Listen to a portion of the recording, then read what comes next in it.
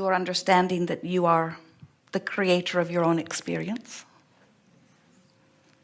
and that this environment, with all of its variety and contrast, evokes from you personal clarity about what you prefer. Yes? Sometimes we don't think that our human friends really understand that you are source energy in a physical body, and that you are a leading edge extension of that which is source, and that through your exposure to this leading edge environment, new things will occur to you that would, from your selfish perspective, which is very important because you can only see through the eyes of self, from your selfish perspective, new preferences are born, new desires are born.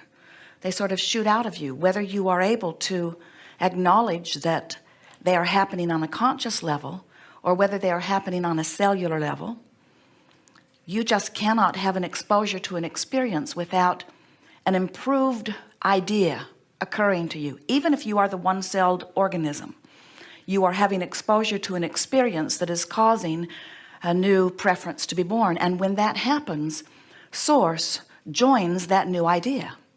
So when we say to you that you are extensions of source energy, we want so much for you to recognize that what that means is, as your consciousness has exposure to experience which causes some new preference to be born within you, source immediately becomes one with that new preference. Now, for a while, if you've been listening to us, you've heard us say that when you ask, it is given. And we know, while you like the sentiment of that, many of you say, well, then where's my stuff? Because I know I've been asking and I'm not sure that I've been being answered.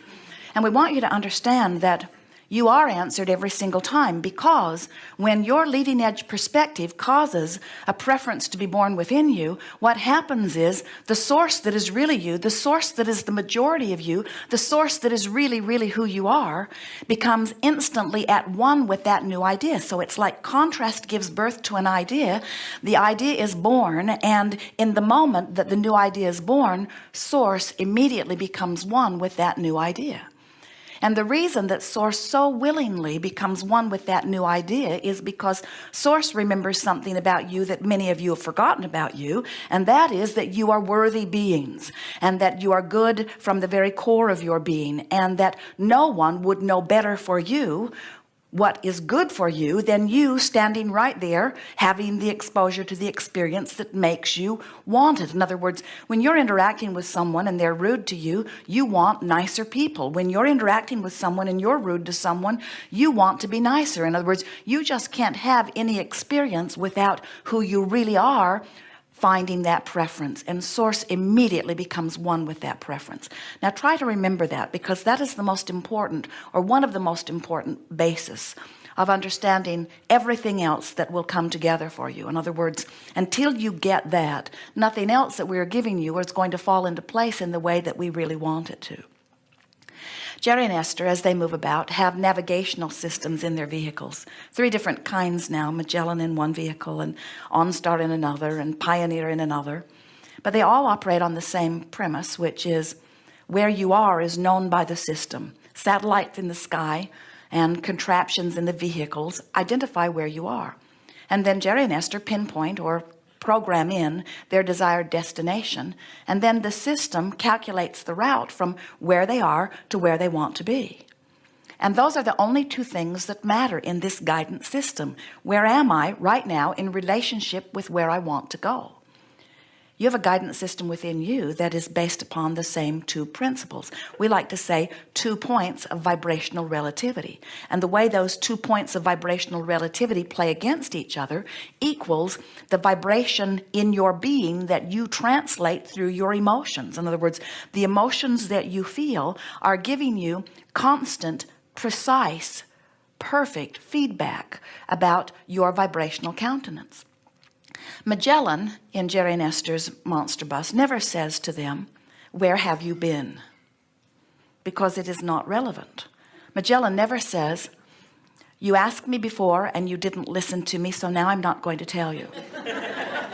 That was your mother that says that to you. In other words, This system is based upon 2 vibrational points, and your emotional guidance system is as well. So what happens is, as the contrast of your life causes a new preference to be born, think about it. You don't have enough money, you want more money. If you had any idea how many launches into your magnificent bank of vibrational escrow, there are millions and millions and millions of dollars that you have launched that are waiting there for you in vibrational escrow, just waiting for you to become a vibrational match to them. And so we've explained this to you before by saying there are 3 points to the process. The first part is, step 1 is, the contrast causes you to ask. And that's easy. You can't stop asking. The entire universe is established to cause you out here on the leading edge to come to new conclusions about what would be better for you. So the asking is constant. Step 2 is, source becomes immediately at one with what you're asking for. That's what we mean when we say, when you ask, it is given. Because when you ask, source immediately becomes one with what you're asking for. Because source knows your worthiness, and source knows no one could better choose for you than you, standing right there where you're standing. Step 3 is, you must then become a vibrational match to what you have asked for. And this is the part that's a little tricky. In fact, this is the part that we base every teaching and every process and every word that we offer is based upon this art of allowing. It's step 3. It's how you figure out little by little how to become vibrationally in alignment with what you've been asking for. So it works like this. Contrast causes you to prefer something, and you're preferring something that you're not living yet. Manifestation has not happened yet. Now we want to point out to you that more than 99% of every creation is completed vibrationally before you receive the physical manifestation of it. And think about what that means. Your contrast to your perfect experience is causing you to ask for something that source immediately becomes one with. So this creation, vibrationally speaking, just like this planet, just like all that is manifested was thought before it took form, so it is true with everything that you are in the process of creating. So 99% of it is created before you begin to see any physical evidence of it. So what we see happening with you is that you will live some contrast. You will launch a rocket of desire, step 1. Source becomes immediately one with the rocket that you've launched. Step 2 is complete. And over here in vibrational escrow, just waiting for you to become a vibrational match to it, is this thing that you desire. And then you're over here so much of the time complaining about where you are. And we say, you can't complain about what is and be a vibrational match to what you're creating at the same time. It's one or the other. You can't complain about not enough money and be a vibrational match to all of the resources that are waiting for you in your vibrational escrow with your name and your DNA and everything that is vibrational and known to be you encoded in it. In other words, this is your vibrational escrow. Somebody else cannot swoop in and take it. It is yours and only yours to be manifested. The question is, how long are you going to be out here in Never Never Land beating the drum of something that has nothing to do with what you now want? So what we're saying to you is, you are eternal beings, and your environment is causing you to become more, and you must stay up to speed with that which you have become if you are to be a vibrational match with who you really are. Now, this is where those 2 points of vibrational relativity come in that are so important for you to understand. Because when you, let's talk about you, before you were born into this physical body, you were pure positive energy. You were source energy, and you were offering one powerful signal of well-being. In other words, only well-being, no fear about sickness, only well-being, no fear about death, only well-being. This is who you are. And then you're born into this physical environment, and the day you're born, your signal became split a little bit, because you just can't be exposed to what's going on here on this planet and everything everybody's worrying about without taking some of it on. So when you're born, your signal is not quite as pure as it was before. We will point out to you it's purer than anybody around you, but your signal is not as pure as it was before you emerged into this time-space reality. So we want you to get the sense of this vibrational signal that is who you really are, not just who you were before you were born, but who you are becoming as contrast is causing you to become more. And remember, You were born as this intelligence, but this life experience is causing you to add to that. So that which you would call God, or that which we call source energy, that is becoming more because of you living here on this leading edge time-space reality.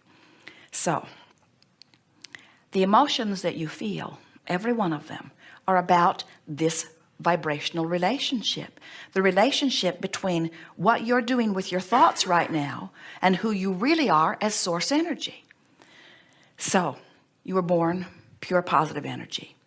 When you are looking at someone and loving them, you're in perfect alignment with who you are. There's no vibrational separation.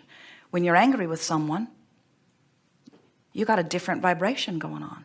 When you meditate and quiet your mind, which means you release all resistance, you become one vibrational signal. You wake up in the morning, you are in alignment, because as you slumber, you withdraw your consciousness from this time-space reality. You wake up and you remember what you were worried about yesterday, you split your energy. Then you look for something to appreciate, you come back into alignment. Then you answer the telephone and somebody's complaining about something that's important to you, you split your energy. Then you take a nap, you go back into alignment. Then you watch CNN.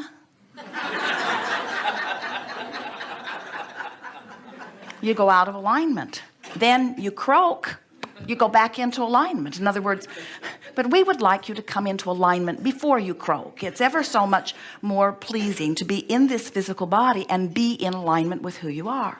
So your emotions are letting you know, they're giving you constant feedback about how much you are in alignment, not just with who you were before you came into this physical body, but with who you are now that the whole of you has become more as a result of your being here in this physical body. Can you hear the importance of this? So many of our physical friends have it so distorted in their mind. They think that God is this perfect being who has everything all figured out, and that they have been sent here as insufficient, inadequate, even scarred or broken in some way, and that here they will prove their worthiness and come back into the alignment. And we say, well, we get the coming into alignment part, but you are not broken beings. You didn't come here because there is something wrong with you, or because there is some unworthiness that needs to be satisfied. You came because you are creators, and because the energy that is source is wanting to have the expanded experience through the brilliance and worthiness of this perspective that is you, you see. So as Jerry and Esther are moving from Phoenix to San Diego, and they are moving out across the desert, they have no problem at all making this journey. They know the journey. It's very easy to understand. They know it's 400 miles and they must go west. And if they keep going, they will arrive at their destination. They never get out there in the desert halfway or thereabouts in Yuma and then feel so disappointed that they're not in San Diego that they completely get disoriented and turn around and go back to Phoenix. They know the journey, and because they know it, they get pointed in the direction of it and they keep going. But we see so many of you on your journey from sickness to wellness, or on your journey from a rotten relationship to a wonderful relationship, or on your journey from not enough money to plenty of money, and you're vibrationally well along your way, and you get out there and take score and then freak out because you're not where you want to be and turn around and go back to Phoenix. Can you imagine Jerry and Esther, Phoenix, Yuma, Phoenix, Yuma, Phoenix, Yuma, Phoenix, Yuma, Phoenix, Yuma, Phoenix, Yuma, and then they announce to the world, San Diego is an impossible dream. It's incurable. And we say, no, it isn't. Nothing is incurable. You just have to point in the direction of wellness and keep going. But if you haven't figured out how to quantify your journey, if you haven't figured out which way wellness is, then you might go sick, weller, sick, weller, sick, weller, sick, weller, and then you announce, I have a chronic incurable disease. And we say, no, you don't. You've just got a habit of not paying attention to which way you're going. You haven't allowed yourself to use the guidance that you were born with to quantify your journey. And when you do use the guidance that you were born with to quantify your journey, you will discover that it is simple and easy and fast to get from wherever you are to wherever you want to be.